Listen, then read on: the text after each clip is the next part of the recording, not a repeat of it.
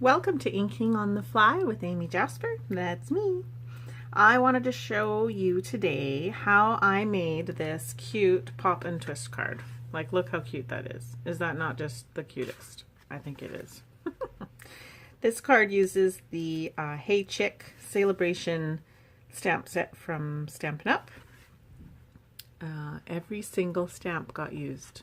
It's a rare thing for me, I have to say. So I'm going to show you how to make this. So to create the pop-up on the inside, we have to start with our score tool, simply scored tool, and a 3.5 by 8 inch piece of Whisper White thick cardstock. I chose thick because it will hold well. It'll hold its shape well. Whisper White, regular Whisper White would probably do the trick, but might just be a little bit floppy. So before we do anything, we need to score this 3.5 side right down the middle. So at 1 3/4, we're going to score all the way down. And then we want to make little notches at 2 1/4 marks on every edge of our 3.5 by 8 inch piece of cardstock. So 2 1/4, we're going to do a little notch there. And my little trick to get the notch down below, in order to make sure it's on the right line, is to actually follow the line down before I put my paper down, then put my paper there, and I can notch the bottom like so. And then I'll flip it around, do the same for the other side, notch at the top, follow my score line down, and notch at the bottom. So now I have a notch on each edge of the paper.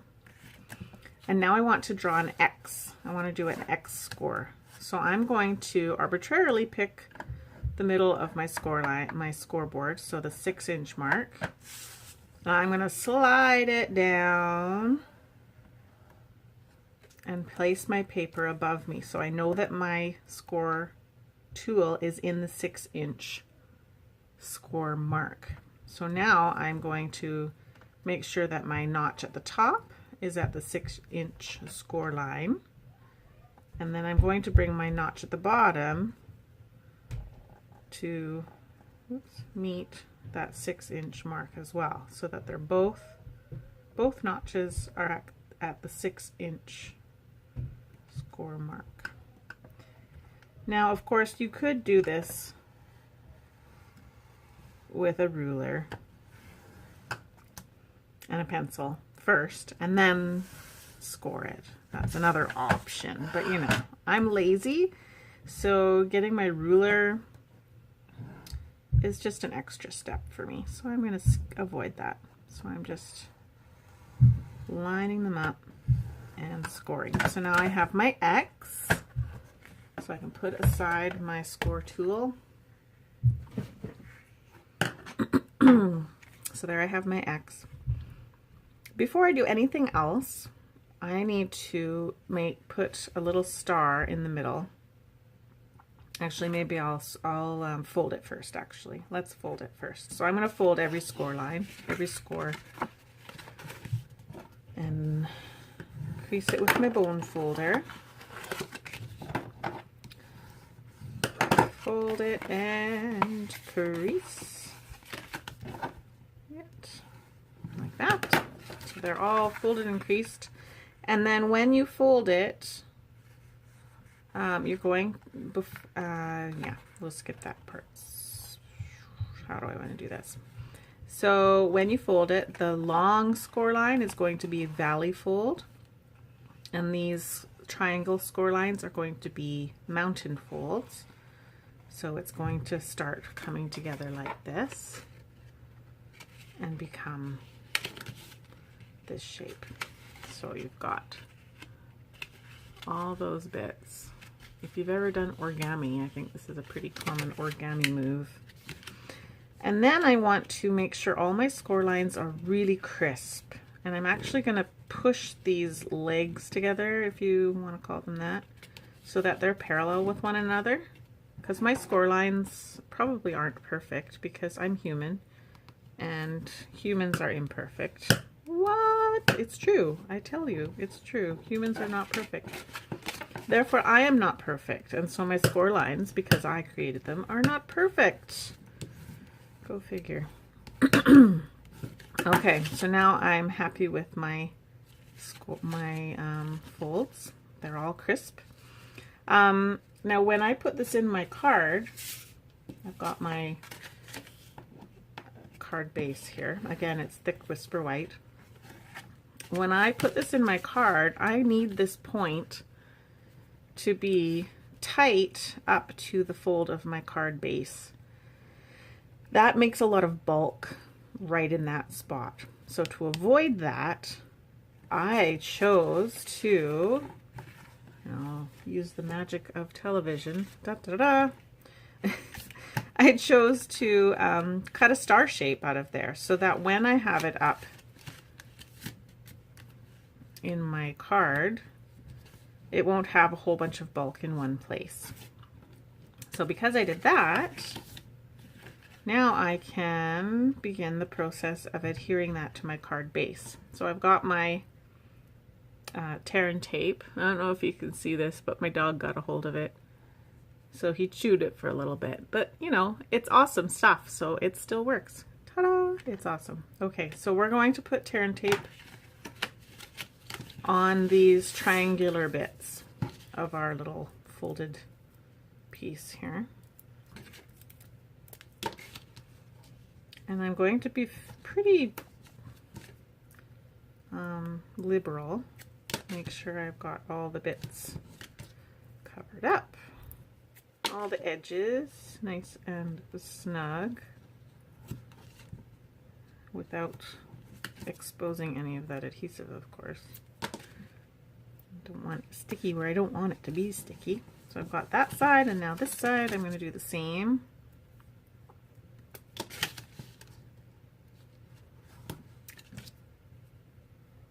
I choose tear and tape because it is it adheres really well and it adheres fast. So I don't have to hold it still or anything, and I know that it will hold well. Okay, so there are all my bits of adhesive on the triangular parts. So then I'm going to get ready to put it in my card. So again, normally I'd have that point at the top and I'd shove that point right to the end of my, or right into the fold of my card base.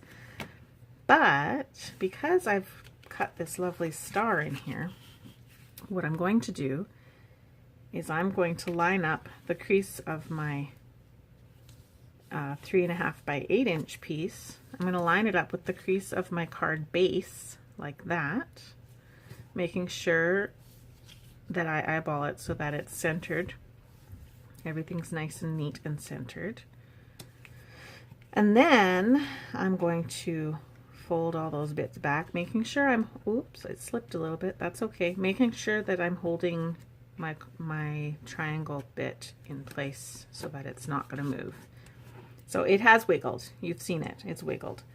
So what I'm going to do is just make sure that it's parallel to the edge of my card here. Pretty good. Okay, I'm confident that's in the right place. So I'm going to just take my adhesive off, my backing off of all of my pieces of tear and tape. Whoop. Like this. I have no fingernails. I keep them quite short because they drive me a little bonky. Bonky? I don't know if that's the word. Okay. So I've been holding this in place all this time while I'm taking that adhesive off. And now I can just fold this top of my card down like that. Burnish it into place so that that first part is attached. See? And now I need to attach the other part. I'm just going to twist it around so I can do it more easily. So again, just now it's all in place. I don't have to worry about it. Oops, jeepers, I don't know what that is. That's okay. That'll be hidden. Come on, fingernails. Work for me here. So I'll take the backing off the other side now.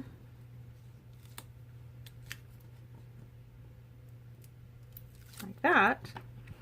And then I just lay this on top so that everything, when the card is closed, everything fits nice and tidy.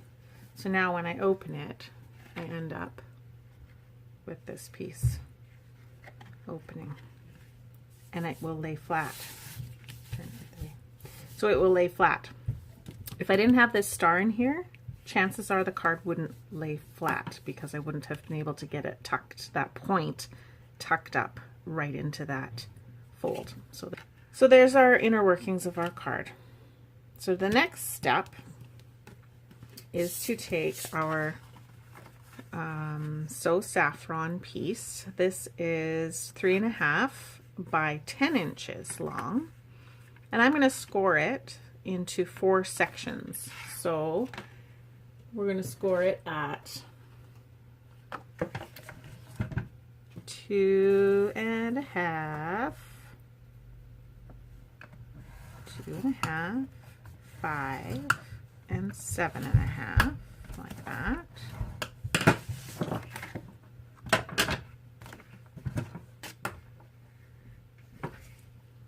And then we're going to fold it so that it is folded in half. And then it's going to accordion fold, so going up on the sides. So we've got this W shape. Just take a moment to make sure all of that is creased nicely. Like so. And then we have this shape like this. So then we want to adhere this inside of our card. So all I'm going to do is fold the sides of our W in, so it's like a little gate, and I'm going to line that up with the top of my 3.5 by 8 inch piece that I've scored and prepared. So it's lined up. I want it to be centered as much as possible, so I'm eyeballing how it's centered as best we can on the card base, like that. Okay, and then we're going to take a pen or a marker, and we're just going to mark a line on the top right side and a line on the bottom left side, and that's where adhesive is going to go. All right, so then we can pull this off. We can put our adhesive onto those sections.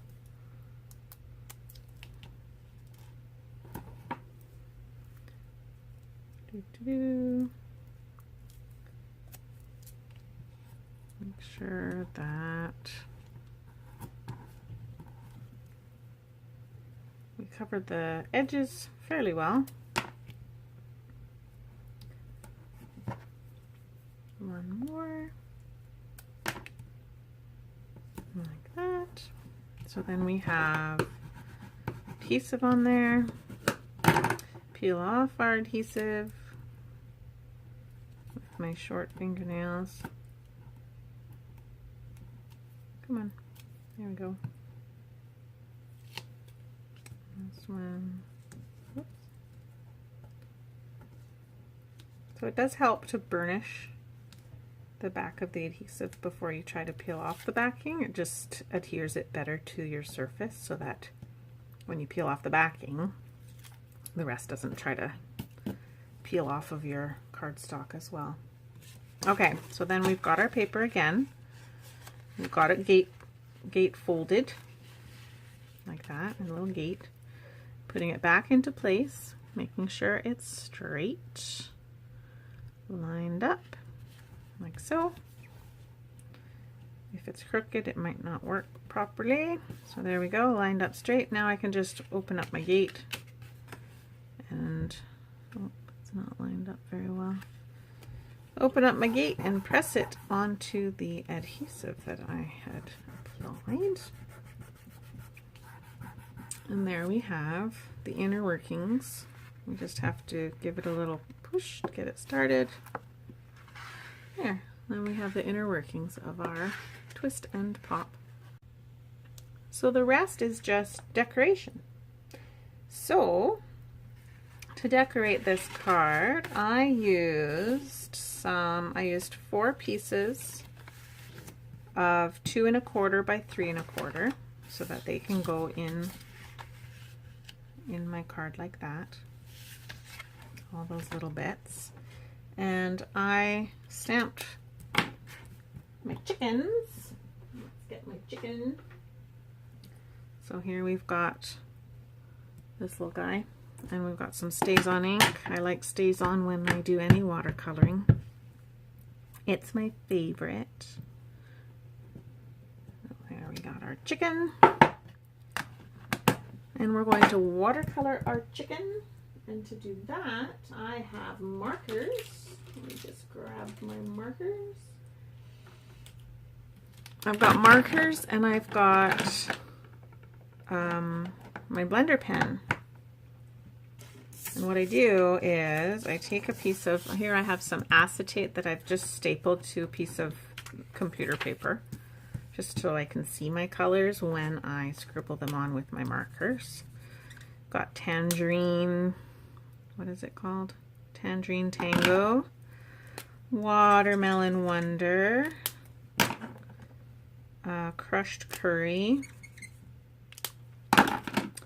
Smoky Slate, and Crumb Cake. So I've got all my colors ready, and then I'll use my blender pen to color my chicken. Now this chicken, I want him to be a little bit brown.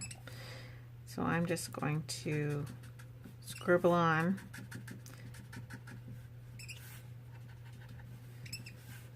I don't need it to be perfect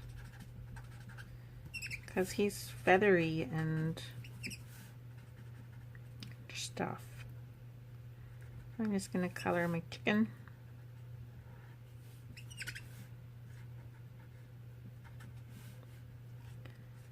Like that. A little bit of shading around his belly, or her belly, I guess. So that's my, I need to scribble off the excess on a piece of cards. I'll just scribble off some. So I scribble off in between coloring with my blender pen. And then I'm going to take Crushed Curry and I'm going to do this chicken's feet. Like that. And then I'm going to use Watermelon Wonder for the chicken's, I don't even know, the top. I don't know what this part of the chicken is called. And then scribble that off. And then I'm going to use, what do I need? I need a little bit of, I forgot to do the beak. I'm going to do the beak with the Crushed Curry. Scribble that off.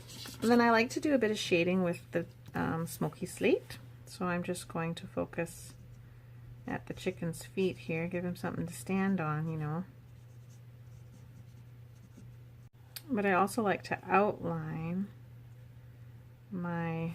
any watercolored images that I do. It just gives them a bit of pop. As if there were shadow behind the chicken or image. There we go. Here's my chicken. And then I want to just do a little bit of detail work around the chicken, around each of the pieces that I use. So I'm going to use my Project Life 05, so it's the thicker Project Life pen. And I'm just going to create by hand an outline around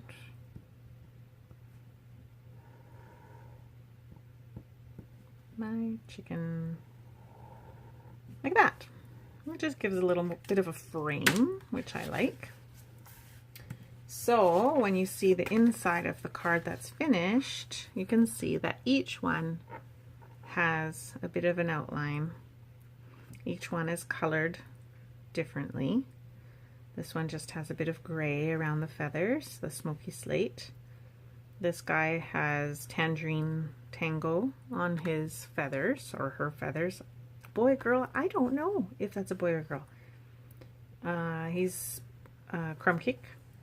And the egg is smoky slate and crushed curry. You're a good egg. Have a happy day. Inside done. Dun, da, da, da. And the outside is basically the same. I have the saffron mat, the whisper white piece of cardstock with the hand-drawn squiggles around, the chicken again with the smoky slate accents, and the Watermelon Wonder wobbles. I don't know what they're called. And then the linen thread around. And then that whole bit here is put on dimensionals to finish the look. So there you have it. That is the Twist and Pop card. And it's quite easy once you know how it works. It's not a difficult card to do. So I have plans to make many of these. And I have to say I'm very proud of myself because I used every single stamp from the Hey Chick stamp set. And that is a rare thing, to use every single stamp on one card. So that's it. Thanks for watching, and I hope that you will try the Twist and Pop card also. Have a great day.